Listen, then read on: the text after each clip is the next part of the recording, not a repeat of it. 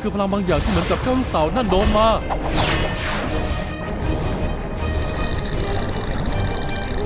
ข้าจะไม่มีวันลืมทุกสิ่งที่ท่านช่วยเหลือข้าในวันนี้เลย ขอบคุณมาก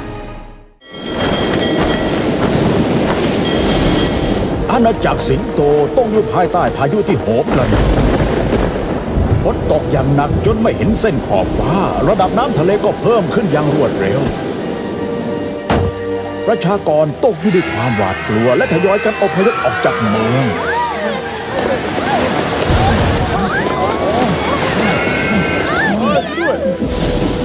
มีการยืนยันถึงสัตว์ประหลาด พวกมันมาพร้อมกับการเปลี่ยนแปลงพวกนี้ มันสามารถปรากฏตัวที่ไหนก็ได้ Shadow Master ไข่มุกแห่งมหาสมุทรถูกปล่อยพลังออกมาจากการใช้ของ Shadow Master เพิ่มขึ้นทุกวัน เรากำลังต่อสู้กับพลังอำนาจที่เหนือต่อความคาดหมาย และเวลากำลังจะหมดลง ถ้าไม่ได้ต่อสู้เพียงลำพังศาสตราจารย์เปลี่ยนทิศทางไปที่อาณาจักรสิงโต แต่นั่นมันคนละทางกับวิหารขาวนะ เขาไม่สามารถทิ้งประชาชนของข้าให้ต่อสู้กับการโจมตีของ Shadow Master เพียงลำพังเพื่อเขาต้องการความช่วยเหลือไม่ได้พี่สิงห์เราต้องทำให้พลังสิงโตของเจ้าใช้การได้ภายใต้มหาสมุทร นั่นคือความหวังเดียวที่จะสามารถชนะ Shadow Master ได้ ข้ารู้ แต่ว่าทำภารกิจของท่านให้สำเร็จพี่สิงห์ทุกสิ่งทุกอย่างขึ้นอยู่กับท่าน ทุกสิ่งทุกอย่าง ท่านพูดถูกศาสตราจารย์อพยพประชากรไปยังพื้นที่สูงเพื่อความปลอดภัยอาณาจักรอินซีดินแดนแห่งอินซี ยอดเยี่ยมมากพี่สิงห์พวกเขาจะปลอดภัยที่นั่น และศาสตราจารย์ที่หนังสือพวกนั้นซะชีวิตของท่านมีค่ากว่าของพวกนั้นมาก และนี่คือคำสั่ง ทำไมท่านข้าได้ฝ่าบาทเฮ้ยกลุ้มใจ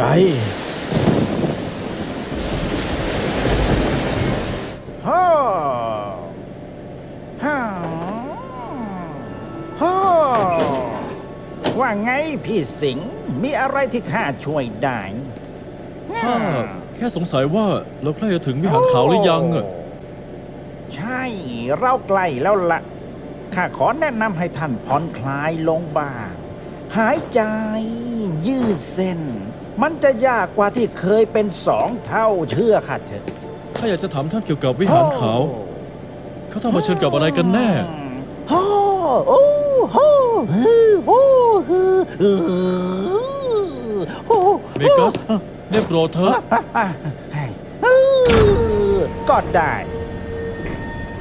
ข้าใช้เวลาเป็นทศวรรษในการประลองกับผู้พิทักษ์วิหารขาว และข้าก็เกือบจะเอาชีวิตไม่รอด แต่ท่านทำได้มากกว่านั้นเมกัสท่านชนะมาท่านทำได้ยังไง ข้าได้เรียนรู้ถึงความหมายของความกล้าหาญที่แท้จริง ความกล้าหาญที่แท้จริง ท่านหมายความว่ายังไง เจ้าจะต้องค้นหามันด้วยตัวเอง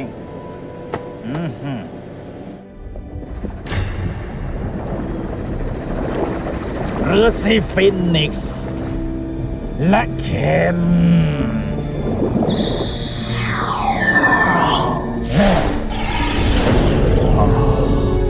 ข้าหวังว่าเจ้าจะมีเหตุผลที่ดีในการขัดจังหวะข้านะเรมราสิ่งประดิษฐ์ใหม่ของข้าใกล้จะเสร็จสมบูรณ์แล้ว พี่สิงห์กำลังมุ่งหน้าไปที่วิหารขาว เขาจะถึงที่หมายภายใน1 ชั่วโมง ฉลามขาวผู้ยิ่งใหญ่อาศัยอยู่ที่นั่นเขาคือผู้พิทักษ์ความกล้าหาญแห่งมหาสมุทรนั่นมีความหมายเพียงอย่างเดียว ใช่ครับนายท่านเพียงอย่างเดียว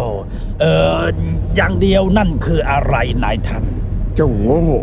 พี่สิงห์ต้องการที่จะใช้พลังสิงโตให้ครบภายใต้มหาสมุทรไงล่ะผู้พิทักษ์นั่นคือคนเดียวที่สามารถให้มันได้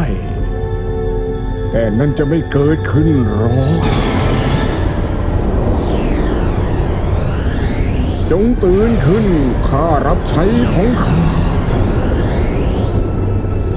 น ายท่านนั่นท่านทำอะไรลงไป ข้าได้สร้างอาวุธที่ไม่มีใครทานได้ รอก่อนเถอะลิเวเอทอส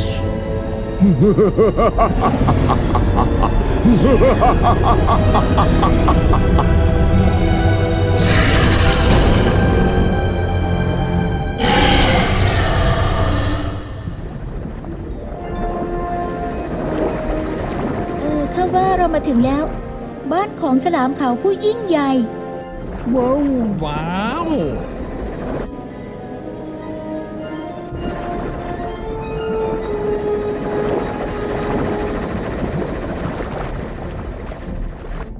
บอกได้ว่าข้าจะพามาวิหารขาว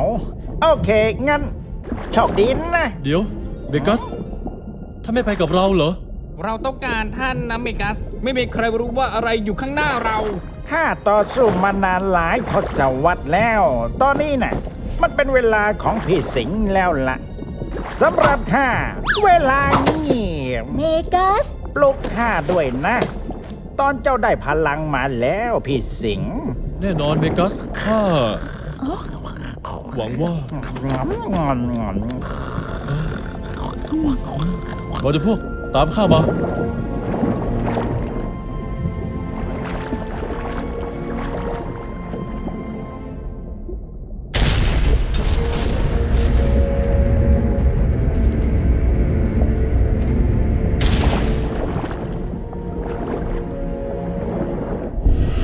ูแล้วเหมือนทางเดินนี่จะนำเราไปที่ใจกลางวิหารนะ ยังไม่มีเรื่องร้ายๆเกิดขึ้น ง่ายๆ สบาย มันดูง่ายเกินไปหน่อยลองตัวด้วยนะพวก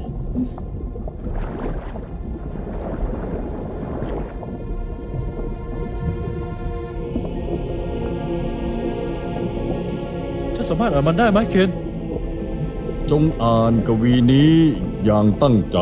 เมื่อกำแพงนั้นเข้ามาใกล้ จงเลือกจะสู้หรือจะไป น่าสนใจมาก ๆ กรอนนั่นมีอะไรหลายอย่างมากเกินไป แต่ความน่าสนใจไม่ได้รวมอยู่ในนั้น จะสู้หรือจะไป ข้าหวังว่าเราจะไม่ต้องเลือกนะ มาเถอะ ไปต่อกัน คาถาท่าน สัญญาณอันตราย เตรียมพร้อมไม่ว่าจะเกิดอะไรขึ้น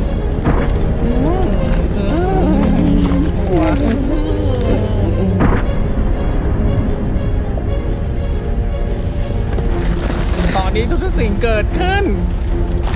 โอ้เยี่ยม ไม่สงสัยเราว่าทำไมเมกัสอยากงีบข้างนอก พยายามทำให้มันบีบเข้ามาช้าลง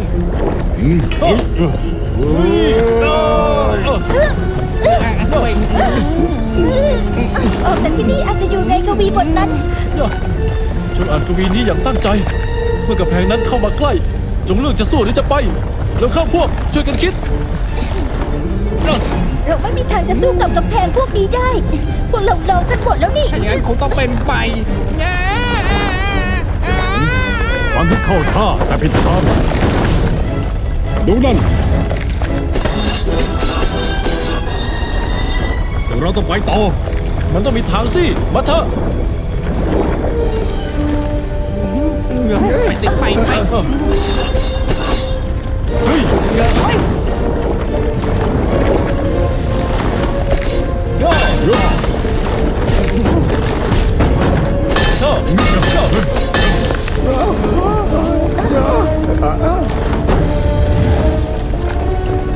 มันช้าไปแล้ว เราติดอยู่ที่นี่ ไม่ ถ้าข้าจะช่วยได้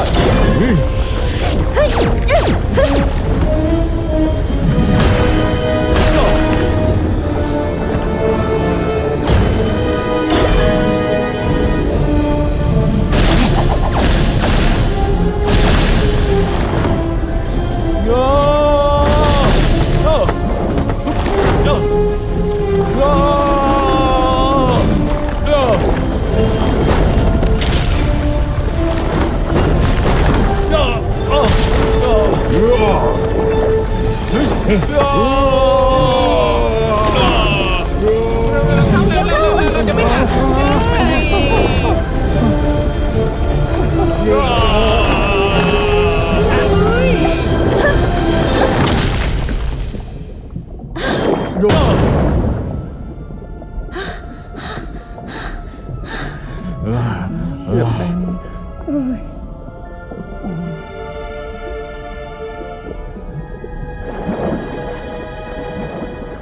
บางอย่างบอกเขาว่าฉลามขาวผู้ยิ่งใหญ่อยู่ด้านหลังประตูนั่น ทุกคนคอยระวังนะ